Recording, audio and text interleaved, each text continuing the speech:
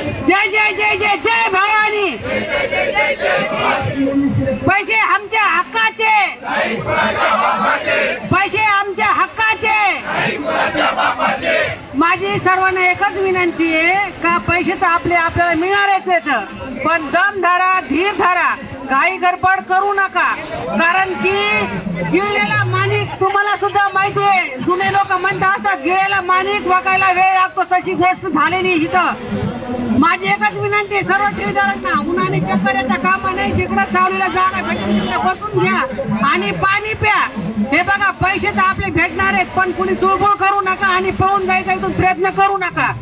कारण की तुमची एकी ही संघटना मजबूत आहे, सचिन भाईच्या मागे दिसते. आता आपण किती आमदार खासदार कोण, मी तर काही समजत नाही कोणाला. माझी मीडियावाल्यांनी भरून घ्या तुम्ही, भरून घ्या तुम्ही मीडियावाल्याला. मी चॅलेंज करते, मी तर कोणालाच काही समजत नाही. कारण की 3 वर्ष झाले, 3 वर्ष आज एक एक माणूस दिवसाआड, महिन्याआड, वर्षाआड मरायला लागला रे नुसते पैशामुळे. आणि पैसे तरी कोणाचे, तुमच्या बापाचे का? यांची टीव्ही यांच्या परत करा, नाही तुम्हाला व्याज द्यायचं देऊ नका, पण मुद्दल तर द्या.